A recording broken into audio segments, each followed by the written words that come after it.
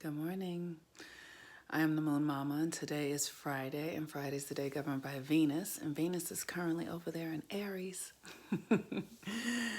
Aries, the warrior, Aries, the soldier, Aries, the infant, right? And how do you get infant? How are the infant and the warrior one and the same? Well, they are because that infant energy is warrior-esque. It is focused, and it only goes in one direction, and it sees nothing but itself, and it just has a mission, and that mission is to become itself. And that is the energetic of an infant, and that is also the energetic of a warrior. It is focused and committed and dedicated. And to have Venus there, the heart, right? It's like, where is your heart, like, completely, you know, driven to be itself, to create, to where you have blinders on. It's like, this is, I'm going that way, and that's the only thing that matters. Like, where is your heart that way? The heart of a warrior.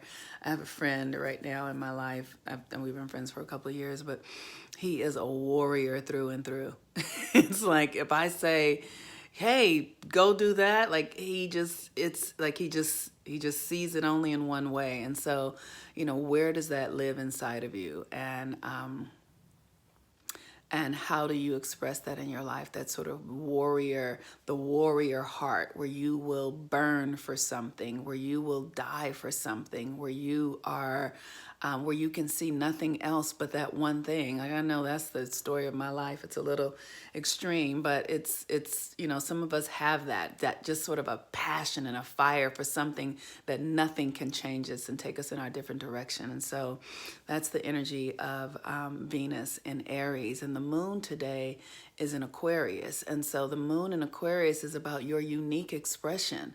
Like, what is it about you that you can be on fire about, that is like nobody else, that has nothing to do with anybody else but you? What is yours that you are needing to come into a greater commitment to and acceptance of? Yesterday I was talking to one of my partners, and she's actually my coach this year. Her name is Gabrielle Zelina. She's 30 years old. I have a 30-year-old coach. I just love her.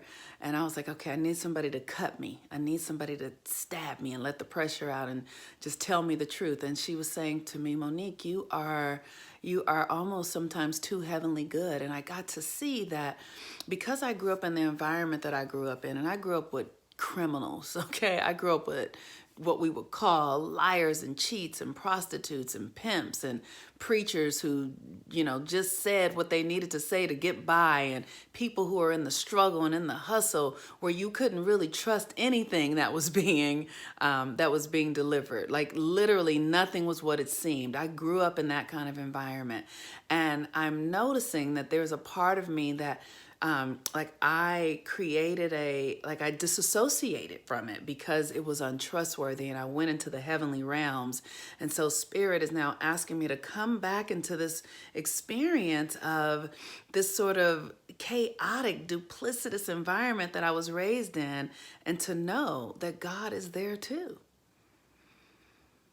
And so yesterday I was sharing with you all that my uncle, I had to put my, that my uncle was just gotten out of jail. And one of the things about him when I was growing up was that what I saw in my family a lot is that you just couldn't trust what people said. It just wasn't what you saw was not what you got. And so it created something in me that made it really challenging to, like, trust life. And one of the things that I realized is that like, I moved into a great deal of judgment because of that. Like, so I judged my mother really harshly. I judged my father really harshly. I judged my grandmother. I remember my grandmother, we were really poor. And so she worked at a school, and she was a cook at a school. And so when we needed food, we would get in the car at 10 o'clock at night and drive and go, and she would clean out the kitchen at school. And because she ran the kitchen, then she could order more food. And it was just a really interesting thing. And so I grew up with people who were in survival mode. is what I'll say. They were survival.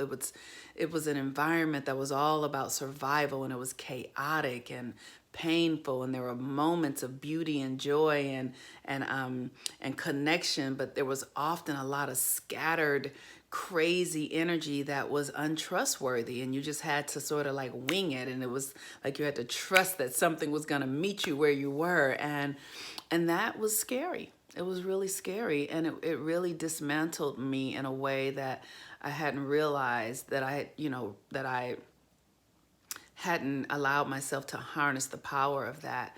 But what I'm starting to see is that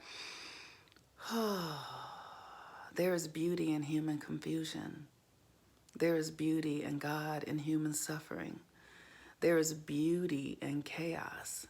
That God is there as much as God is anywhere. God is in the chaos. God is in hell. God is in the hell that humans create. We can never escape God. And so I've been asking myself, can I just release the judgments and trust that wherever I am, God is, and I am that. And that I don't need to judge anything as less than or invaluable. And how can I bring that into the conversations around my relationships with white people and what white people have done in this country? How can I trust and know that God is in the experience of this oppressive, really painful human condition that is being a Black person in America? How can I experience the power of God in that push-pull between race? How can I experience the power of God in the oppression of women in this country? Of Black women, the rape, the brutalization that has happened over the last 400 years. How can I personally know that God is there too? Right? How can we actually as a country come together and experience this thing that is Trump, that looks like, Trump looks like a monster to the liberals. Obama looked like a monster to the conservatives, but it's all necessary. There is no wrong in it. There is only the understanding that the human experience is filled with the lowest forms of divinity and shadow and the highest forms of angelic divinity and light. You cannot have one without the other. They cannot exist. They cannot coexist without one another. And so I am asking myself to move into greater acceptance of the fullness of the human experience. And that brings me back to this experience that I had a couple of years ago when I voted for Trump, that I was led to vote for him, that I was led to say, what will this do inside of me? What will this experience create for me? What can I learn about myself here? Can I see my divinity in this experience as much as I see it in any other? So interesting, when I was growing up in Watts, and growing up, at the end of the Watts riots, and in the murder when Malcolm X was murdered and Martin Luther King was murdered, and all of this going on, the Black Panthers, and to know that there too was value, even as human beings are working to oppress and hurt and harm one another, there too is God. It is just a part of the human experience. We are here to have a full experience. We're here to experience what it is to suffer. We're here to experience what it is to have joy. We're here to experience death, physical death, if we desire. But to know that whatever it is we're experiencing, there too is God. There too is God. And so this Pisces sun energy is inclusive of all things. We cannot deny any part of ourselves if we are to know God. We cannot say that, oh, that's above me. That's beneath me. We cannot say no to anything. We have to say yes to it all. And in the expression and the experience and the acceptance of all of it, that is where we meet ourselves in our divine incarnation, in the experience of ourselves as God or Goddess. And so with that, if you are interested in working with me to harness, you cannot leave your shadow. If you leave your shadow, then you deny yourself.